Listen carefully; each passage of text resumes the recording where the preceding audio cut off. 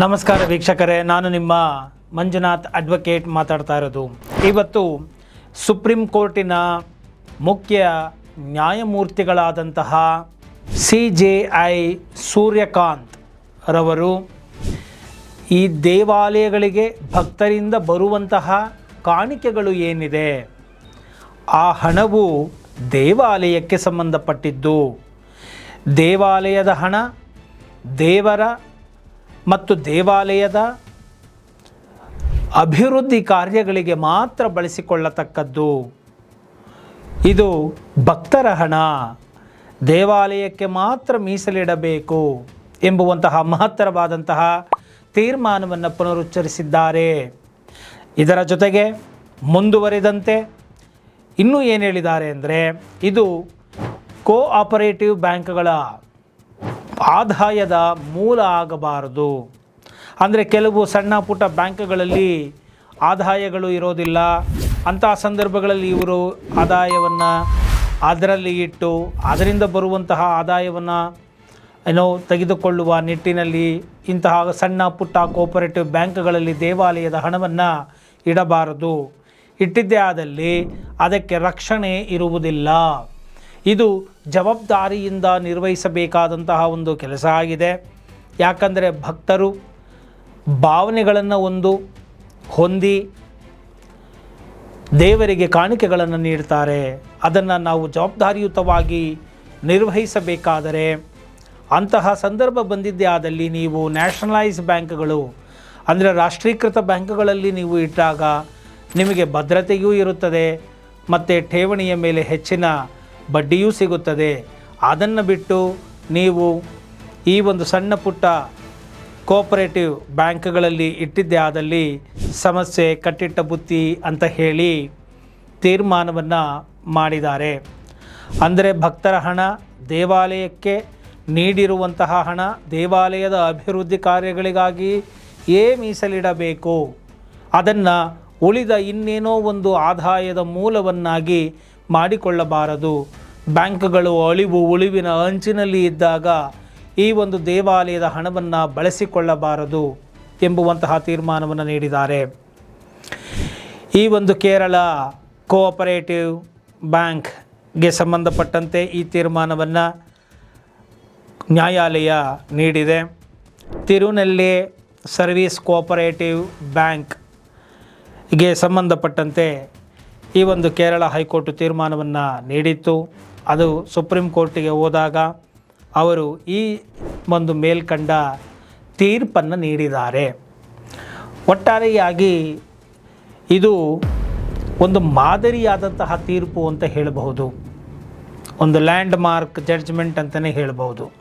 ಹೇಗೆ ಅಂತ ಹೇಳಿದರೆ, ದೇವಾಲಯದ ಹಣವನ್ನು ಇನ್ನಿತರ ಕಾರ್ಯಗಳಿಗಾಗಿ ಬಳಸಿಕೊಳ್ತಾ ಇರೋದು, ಕಮರ್ಷಿಯಲ್ ಆಗಿ ಇನ್ಸ್ಟಿಟ್ಯೂಟ್ಗಳನ್ನು ಓಪನ್ ಮಾಡೋದು ಅಥವಾ ಇನ್ಯಾವುದೋ ಕೋಆಪರೇಟಿವ್ ಬ್ಯಾಂಕ್ಗಳಲ್ಲಿ ಇಂಥ ಹಣಗಳನ್ನು ಇಡೋದು, ಬಡ್ಡಿಗೆ ಫಿನಾನ್ಸ್ಗೋಸ್ಕರ ಬಡ್ಡಿಗೆ ಅದನ್ನು ಹಣವನ್ನು ಬಿಡೋದು, ಲೋನ್ ರಿಕವರಿ ಏಜೆಂಟ್ಗಳನ್ನು ಬಿಟ್ಟು ಒಂದು ಬಡ್ಡಿ ವಸೂಲಿಯನ್ನು ಮಾಡ್ತಕ್ಕಂಥದ್ದು, ಈ ತರಹದ ಒಂದು ಬಂದಂತಹ ಹಣದಿಂದ ಕಮರ್ಷಿಯಲ್ ಚಟುವಟಿಕೆಗಳನ್ನು ಮಾಡ್ತಕ್ಕಂಥದ್ದು, ಕಮರ್ಷಿಯಲ್ ಎಸ್ಟಾಬ್ಲಿಷ್ಮೆಂಟ್ಗಳನ್ನು ಮಾಡ್ತಕ್ಕಂಥದ್ದು, ಎಜುಕೇಷನ್ ಇನ್ಸ್ಟಿಟ್ಯೂಟ್ಗಳನ್ನು ಓಪನ್ ಮಾಡೋದು, ಅದರಲ್ಲೂ ಕೂಡ ಯಾವುದೇ ಒಂದು ರಿಯಾಯಿತಿ ದರದಲ್ಲಿ ಭಕ್ತರಿಗೆ ನೀಡದೆ ಅದನ್ನು ಸಾರ್ವಜನಿಕರಿಗೆ ಬಿಟ್ಟು ಖಾಸಗಿ ಶೈಕ್ಷಣಿಕ ಸಂಸ್ಥೆಗಳು ಏನು ಫೀಸನ್ನು ವಸೂಲಿ ಮಾಡುತ್ತೋ ಅದೇ ರೀತಿಯಲ್ಲಿ ವಸೂಲಿಯನ್ನು ಮಾಡ್ತಾ ಇರೋದು ನಾವು ನೋಡ್ತಾ ಇದ್ದೇವೆ. ದೇವಾಲಯದ ಮಠಾಧೀಶರುಗಳು ಇಂದು ರಾಜಕಾರಣಿಗಳ ಜೊತೆಗೆ ವೇದಿಕೆಗಳನ್ನು ಹಂಚಿಕೊಳ್ಳೋದೇನು, ಮತ್ತು ಅವರಿಂದ ಬಂದಂತಹ ದೇಣಿಗೆಗಳು ಅದನ್ನು ಮತ್ತಿನ್ನೇನೋ ಒಂದು ಕ್ರಾಂತಿಯನ್ನು ಮಾಡ್ತೇವೆ ಅಂತೇಳಿ ಕಮರ್ಷಿಯಲ್ಗೆ ಅದನ್ನು ಬಳಕೆ ಮಾಡ್ಕೊಳ್ತಾ ಇರೋದೇನು. ಆ ದೇವಸ್ಥಾನಗಳು ಹಾಗೇ ಇರುತ್ತೆ, ಅದರ ಡೆವಲಪ್ಮೆಂಟ್ಗಳು ಹಾಗೇ ಇರ್ತಾ ಇದೆ. ಬೇರೆ ಬೇರೆ ಬೇರೆ ಊರುಗಳಲ್ಲಿ ಆ ದೇವಾಲಯಗಳ ಬ್ರ್ಯಾಂಚ್ಗಳನ್ನು ಮಾಡಬೇಕು. ದೇವಸ್ಥಾನಕ್ಕೆ ಅಂತ ನೀಡಿರುವಂತಹ ದುಡ್ಡನ್ನು, ದೇವರಿಗೆ ಅಂತ ನೀಡಿರುವ ದುಡ್ಡನ್ನು ದೇವಸ್ಥಾನಗಳನ್ನು ಊರ್ಜಿತವನ್ನು ಮಾಡೋದಕ್ಕೆ ಮತ್ತು ಬೇರೆ ಬೇರೆ ಬೇರೆ ಕಡೆಗಳಲ್ಲಿ ಅದರ ಶಾಖೆಗಳನ್ನು ಪ್ರಾರಂಭ ಮಾಡಲಿಕ್ಕೆ ಮತ್ತು ಅಲ್ಲಿ ವೃದ್ಧರಿಗೆ, ಅನಾಥರಿಗೆ ಅಥವಾ ಅಲ್ಲಿ ಬಂದಂತಹ ಭಕ್ತಾದಿಗಳಿಗೆ ಊಟದ ವ್ಯವಸ್ಥೆನೋ ಇನ್ನೇನೋ ಒಂದು ಪ್ರಸಾದದ ವ್ಯವಸ್ಥೆ ಕೊಡುವುದಕ್ಕೆ ಅದನ್ನು ಉಪಯೋಗಿಸಿಕೊಳ್ಳಬೇಕೇ ಹೊರತು ಆ ಹಣವನ್ನು ಫೈನಾನ್ಸ್ ಮಾಡೋದು, ಬಡ್ಡಿ ವ್ಯವಹಾರಕ್ಕೆ ಬಳಸ್ಕೊಳ್ಳೋದು, ಶಿಕ್ಷಣ ಸಂಸ್ಥೆ ಕಟ್ತೀನಿ ಅನ್ನೋದು, ಇನ್ನೇನೋ ಒಂದು ಸಂಸ್ಥೆ ಕಟ್ತೀನಿ ಅನ್ನೋದು, ಕಮರ್ಷಿಯಲ್ಗಳಿಗೆ ಬಳಕೆ ಮಾಡ್ಕೊಳ್ತಕ್ಕಂಥದ್ದು ತಪ್ಪಾಗುತ್ತೆ. ಯಾಕೆ ಅಂತ ಹೇಳಿದ್ರೆ ಆಯಾಯ ಉದ್ದೇಶಕ್ಕಾಗಿಯೇ ಹಣ ಕೊಡುವವರು ಸಪರೇಟು ಮಂದಿ ಇರ್ತಾರೆ. ಒಬ್ಬೊಬ್ಬರ ಭಾವನೆಗಳು ಒಂದೊಂದು ರೀತಿಯಾಗಿ ಇರುತ್ತೆ. ಶೈಕ್ಷಣಿಕ ಸಂಸ್ಥೆಗಳಿಗೆ ದೇಣಿಗೆಯನ್ನು ಕೊಡುವವರು ದೇವಾಲಯಗಳಿಗೆ ಬಂದು ಕೆಲವರು ಹಾಕೋದಿಲ್ಲ.